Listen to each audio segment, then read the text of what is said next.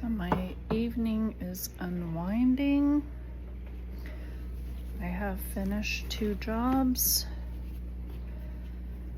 Overall, I think I had a really good day. I had quite a bit of thoughts rolling around in my mind.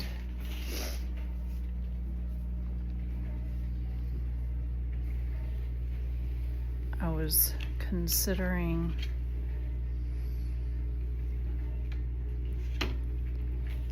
why people travel,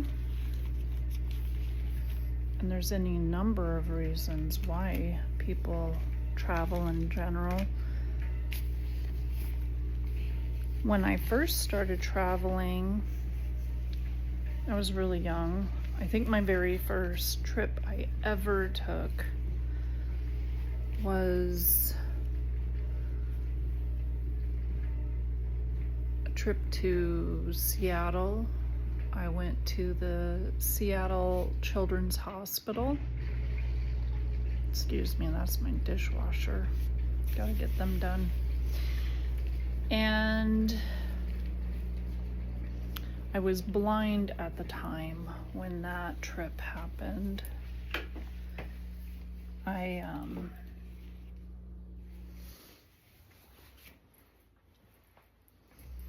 had a viral infection of my optic nerve, and my brain tissue swelled up, and I lost vision. I was so young, I don't remember all of the details that went behind that. All I remember was the experience.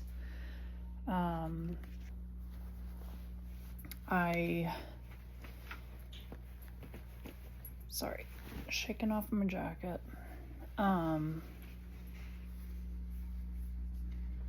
don't even remember getting there. I remember being there, and I remember being poked and prodded and them trying to figure out what was going on behind me being blind, because at that time I blew past the battery of tests that were asked of me at the time. I was asked to do things like touch the doctor's nose, touch his ears. And I think being so young at the time, there wasn't a lot of distraction. I was able to kind of go through his tests, and they said, she's fine, sent me home. And my mom, her primary complaint for bringing me in was because all of a sudden I started walking into walls and walking off the curb. She was taking taxis back at that time, and I walked right off the curb into the side of the taxi. Thank God nothing catastrophic like walking into traffic happened. So she turned around and went back and told the physician there's something wrong, and so they were continuing to examine and determine that something greater was wrong. Sent me to Seattle Children's Hospital, and I just remember so many strangers all of a sudden becoming a part of my life. And when a nurse took me outside of the children's hospital to go outside and sit in the sun, the feeling that the sun was different like no other time I can remember. I felt like the sun was penetrating through me,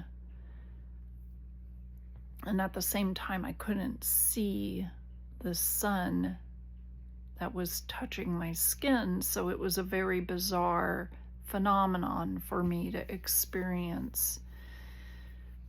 And I don't recall traveling back to Alaska at the time I I know that while I commuted places, my sister kept having to tell me, "Kim, stand up. What are you doing?" And the sounds that were going on that we blindly and by faith accept and live with, to me at the time, it felt like sound was bouncing off right above my head. And so I kept dipping down and walking around hunched over. My sister goes, "What are you doing?" I said, "I don't want to hit my head." And when my cousin called me, I kept looking up and trying to locate my cousin.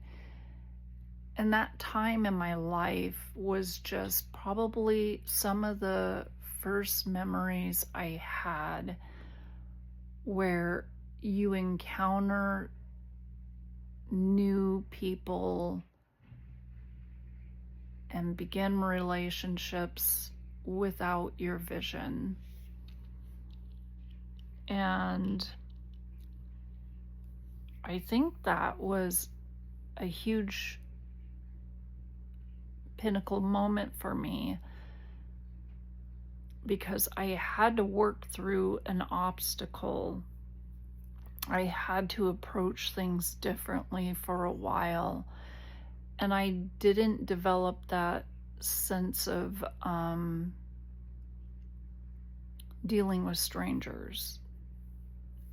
I wasn't shy. I wasn't insecure at the time about things or, images of yourself. And so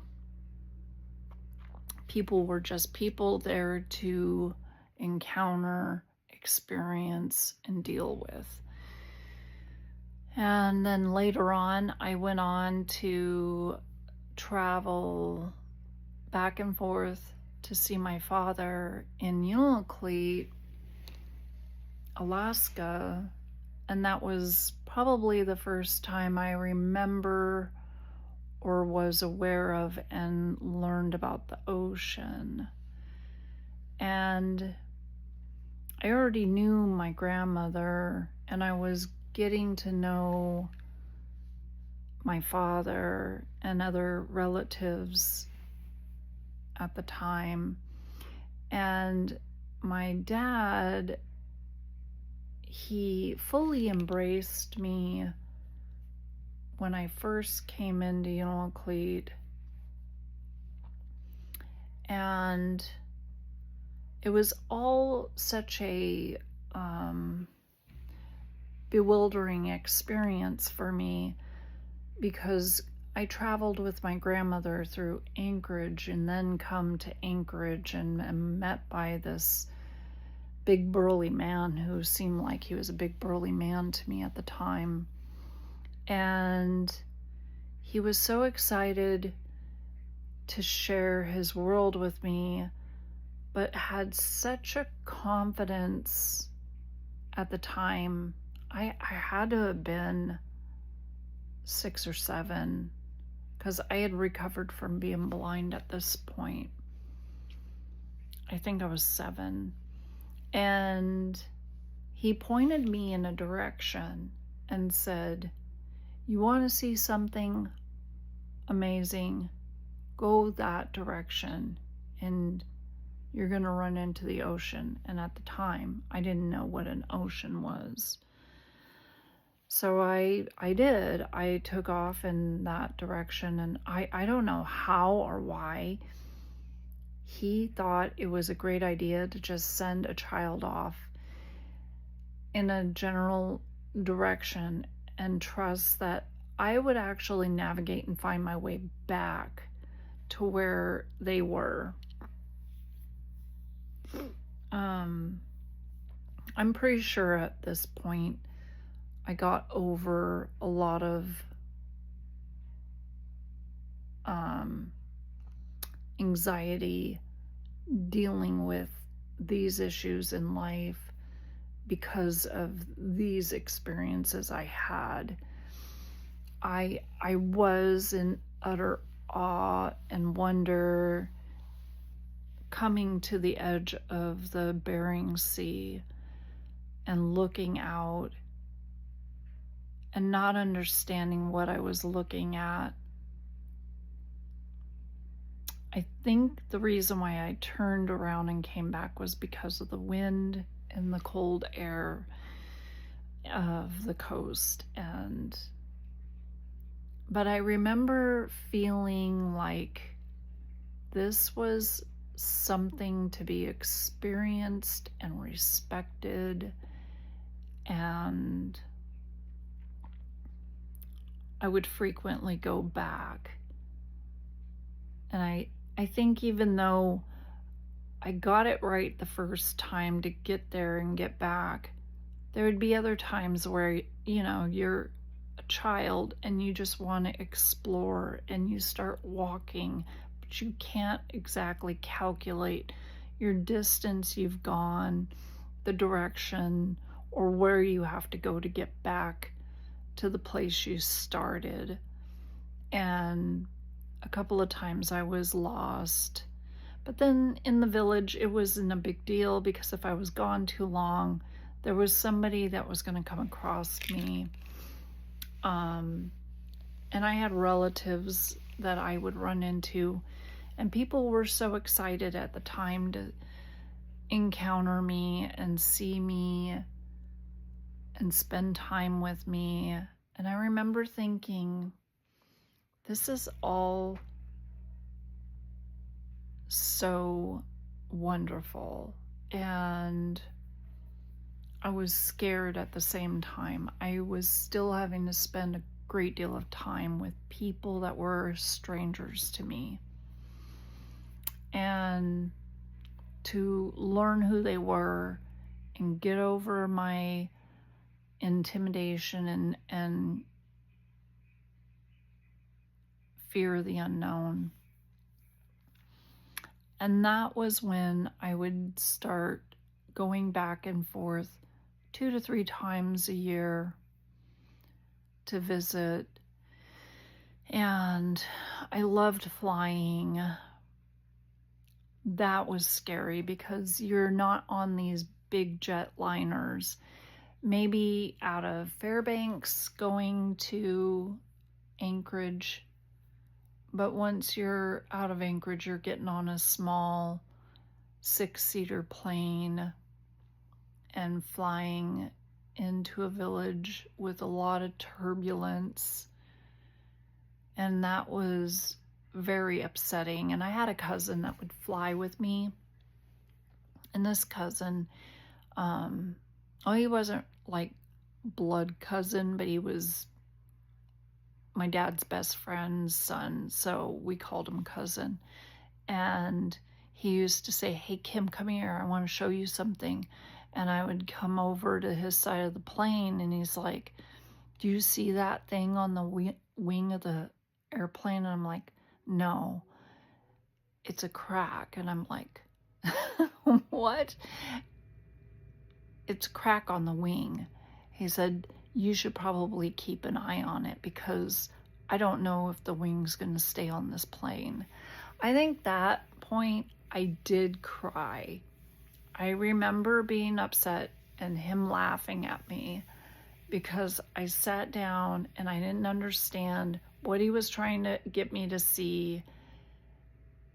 And I asked the airline stewardess about the wing and if the wing was going to come off. And she was like, I don't know what you're talking about. And he's laughing and she figures it out. So I did have people definitely encourage my sense of respect and having fear of that unknown again. But traveling for me from such an early age began this longing and desire for me to start looking forward to something different in my life, something new, something exciting. And I began the desire to look forward to that transition of something new and something exciting, because I had a very tumultuous upbringing with my parents. At some point, while I would be with my father, the stress of single parents, would start to build up. Granted, my dad wasn't a single parent, but I always seemed to come in the picture when his wife was away for long periods of time back east where she was from. And I had a lot of questions, as most kids do at that age. Why is the tree green? Why is the river go this direction? Why? I had somebody keep telling me, all you would ever say when you were a kid is why? And I think I wore down my parents. But that was this opportunity that was given to me in life to start stepping out and experiencing the world around me. And now, as I'm an adult that looks forward to still getting to travel and experiencing the transition of getting someplace, I ask myself, why isn't it that more people desire or take advantage and opportunity to travel?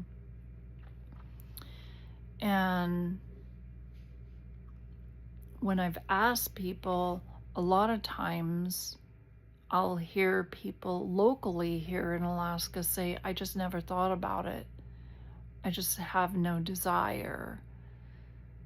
I don't like the idea of it. Either they're afraid of flying or they're afraid of going someplace new and what that might be like. And I had to realize and thought about it more tonight that my reason to go is fueled and motivated and inspired by a whole different force than other people have gone through. And they haven't had the opportunity under unique pressure and challenges to have that experience in desiring travel. I don't even mind getting in the vehicle, getting on the way to an airport, going through the airport to get on a train, to get to another destination. Sometimes it gets overwhelming, but for the most part, it's like a puzzle that has to be solved, and there's a reward at the end of it. And I really look forward to accomplishing something. And it's something I know how to do. And sometimes there will be challenges. But once you have gotten to the other side of it and you're perfectly fine, and you even get to bask in the whole reward of taking that final rest, that final let down your hair, put your bags down, hang up your jacket, and you don't have anything to do except for kick your feet up. it's like taking a deep breath for me. It's very relieving. And I realize now that the motivation people have for travel is entirely different than what fuels and pushes me and causes me to become more anxious and anticipating the next trip. I just thought I would share that thought. I wanted to make more videos, and I'm hoping I'm going to make a few more videos because I have about 3 days left till I get on the plane. So I appreciate those of you that chose to come on here and subscribe to my page and follow me and play along with my adventure to hold this secret for this journey. I have let one person know where I'm going. My plans fell through with what I originally was going to do, but I was biting at the bit. I needed to step out, and I needed to go somewhere.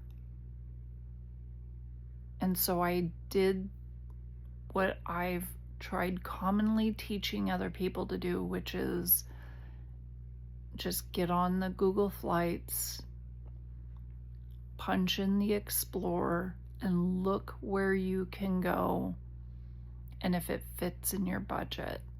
And that's what I did. I wanted to go. I wanted someplace different.